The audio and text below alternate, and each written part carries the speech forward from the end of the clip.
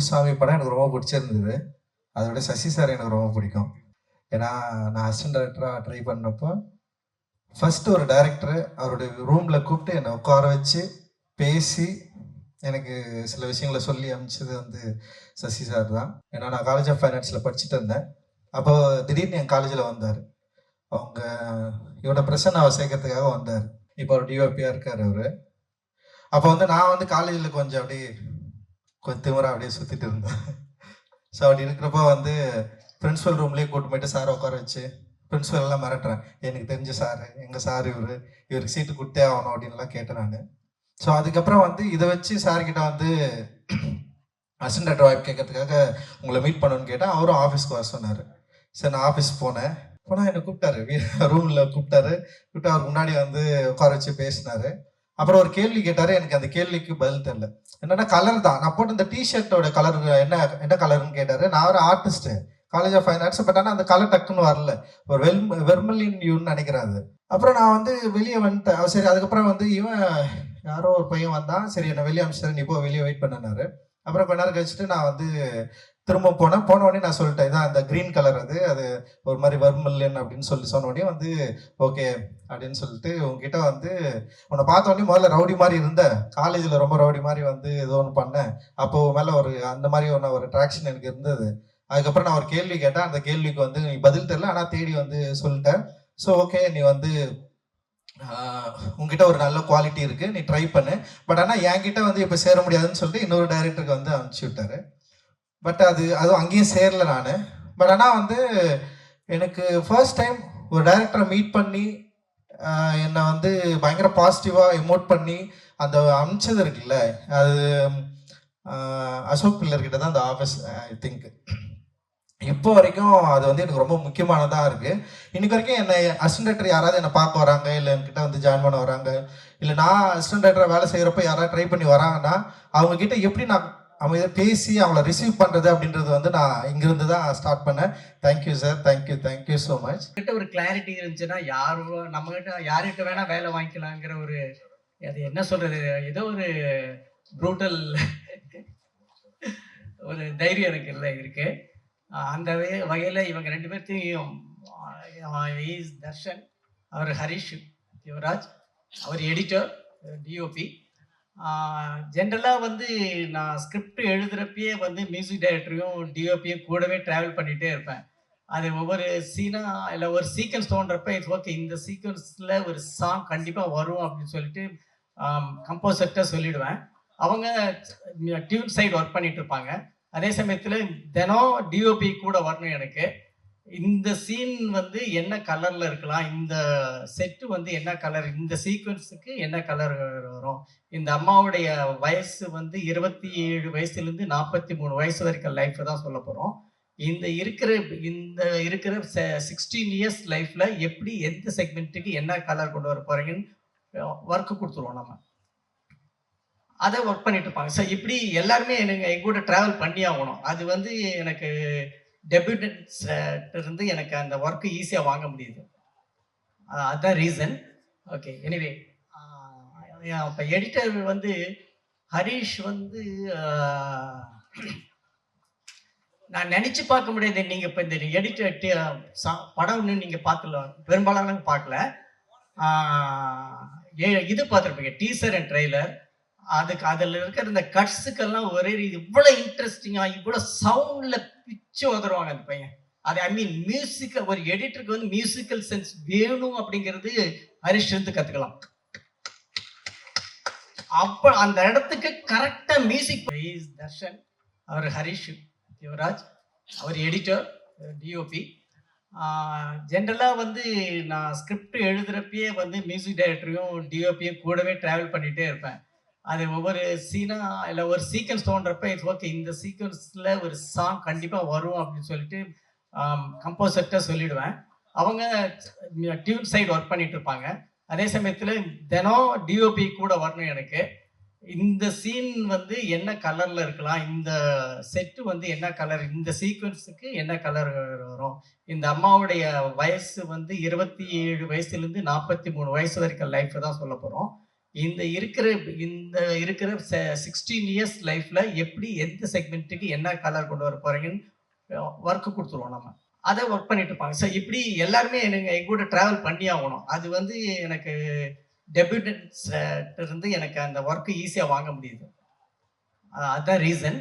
Okay, anyway இப்போ editor வந்து ஹரிஷ் வந்து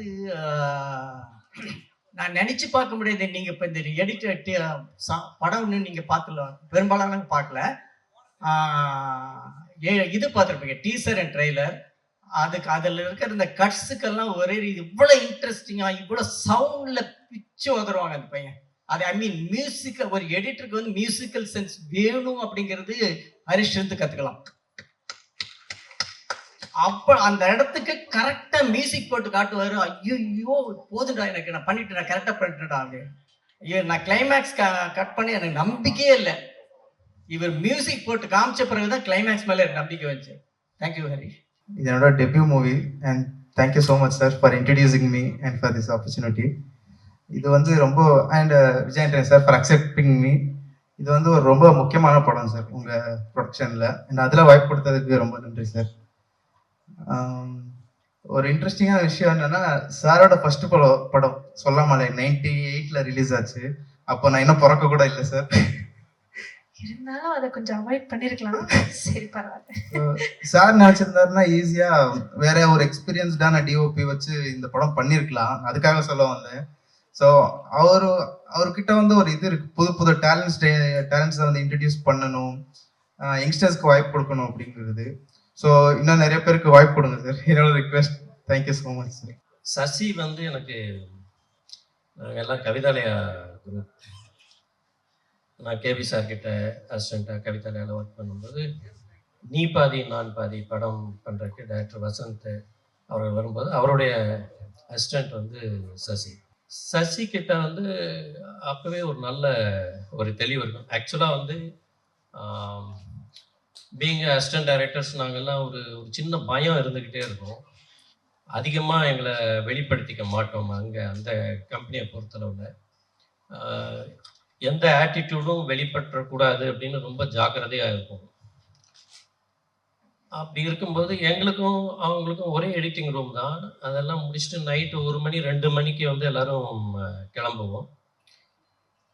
கிளம்பும்போது ரொம்ப நாளாக வந்து எங்களை வந்து ஒரு காரில் வந்து ட்ராப் பண்ணுவாங்க. சசி எப்போவுமே வந்து அந்த காரில், அந்த அம்பாசடர் காரில் முன் சீட்டை தான் வந்து ப்ரிஃபர் பண்ணுவார்.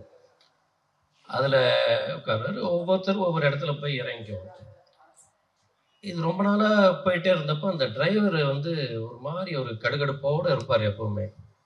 அப்புறம் ஒரு நாள் சொன்னார், சார் அவர் பாருங்கள் சார், அவரை இறக்கி விட்டதுக்கப்புறம் சொன்னார், அந்த இவர் மட்டும் வந்து கையை வந்து இந்த பக்கம் வந்து இப்படி வச்சு உட்காந்துருக்கிறாரு காரில், பெரிய டைரக்டர் ஐட்டம் மாதிரி அப்படின்னாரு. சசி நீங்கள் அன்னைக்கே டைரக்டர் ஆகிட்டீங்க.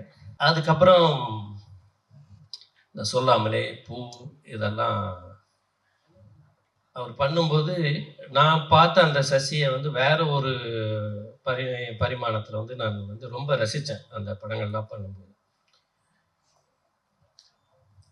இதில் வந்து இப்போ நான் முதல்ல ஒரு விஷயம் சொன்னேன். ஒரு மியூசிக் டைரக்டர் ப்ரொடியூசராக இருக்கிற ஒரு படத்தில் இன்னொரு மியூசிக் டைரக்டரை அறிமுகப்படுத்தியிருக்கிறார் பாலாஜி ஸ்ரீராம் அவர்களை. அவருக்கு வந்து என்னுடைய வாழ்த்துக்கள்.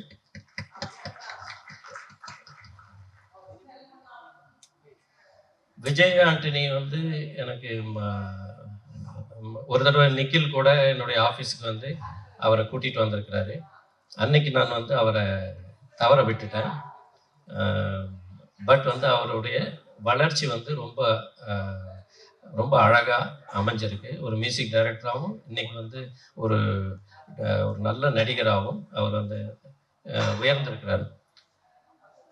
சசியை பொறுத்தளவில் அவர் வந்து எப்பவுமே பாத்திரம் அறிஞ்சு பிச்சை போடுறவர். அதாவது கதாபாத்திரம் அறிஞ்சு அவர் வந்து அந்த கேரக்டரை வந்து கொடுப்பாரு. அப்படிப்பட்ட ஒரு கேரக்டர் வந்து பிச்சைக்காரனுக்கு அப்புறம் இதில் வந்து நம்ம விஜய் ஆண்டனிக்கு வந்து ஒரு ரொம்ப ஒரு பொயட்டிக்கான ஒரு கேரக்டர் வந்து கொடுத்துருக்கிறார். ரொம்ப ரசிக்கலாம் நம்ம அவரை. அவ்வளோ அழகாக வந்து வேலை வாங்கி இது வரைக்கும் நிறைய படங்களில் வந்து நான் வந்து உம்முன்னு இருக்கிற விஜய் ஆண்டனியை தான் பார்த்துருக்குறேன். இதில் தான் ரொம்ப மனசு விட்டு சிரிக்கிற ஒரு விஜய் ஆண்டனியை நான் வந்து பார்த்தேன். அது மாதிரி இன்னும் நிறைய படங்கள் வந்து அவர் வந்து பண்ணுவாருங்கிறது எனக்கு ஒரு நம்பிக்கை இருக்குது. நான் நேஷ்னல் அவார்ட்ஸ் இதுக்காக ஒரு ஜூரியாக போயிருந்தேன் ஒரு 4-5 வருஷத்துக்கு முன்னாடி. அப்போ நிறைய படங்கள் பார்த்தப்போ ஒரே ஒரு படம் வந்து நான் அந்த ஸ்ரீபோர்ட் ஆடிட்டோரியமில் வந்து ஸ்க்ரீன் பண்ணும்போது என்னை அறியாமல் நான் வந்து முன் வரிசையில் போய் உட்காந்துட்டேன். ஏன்னா அது ஒரு மிகப்பெரிய ஸ்க்ரீன், அது பிரம்மாண்டமான ஒரு தியேட்டர். அது அந்த தியேட்டரில் ஸ்க்ரீன் பண்ணாங்க. அந்த படம் வந்து வாசந்தி. அந்த வாசந்தி படத்தில் கண் எடுக்காம என்னை பார்க்க வச்சது வந்து சுவாசிகா. அவ்வளோ ஒரு ஒரு யதார்த்தமான ஒரு நடிப்பு. அதுவும் அந்த நான் முன் வரிசையில் உட்கார்ந்து அப்படி வந்து ரசித்து ஒரு ஒரு படம் பார்த்தேன். அப்படி ஒரு பிரில்லியண்ட்டான ஒரு ஆக்ட்ரஸ். இன்ஃபேக்ட் நான் வந்து இந்த படத்தினுடைய லிரிக்கல் ஆடியோ வந்து ரிலீஸ் ஆனதுக்கப்புறம் நான் சசி அவர்களை வந்து கூப்பிட்டு நான் சொன்னேன், எனக்கு ரொம்ப பிடிச்ச ஆர்டிஸ்ட் சுவாசிகா, அவங்கள வந்து நீங்கள் வந்து ஒரு மெயின் ரோலில் வந்து வச்சு பண்ணுறது வந்து எனக்கு ரொம்ப சந்தோஷமாக இருக்குது.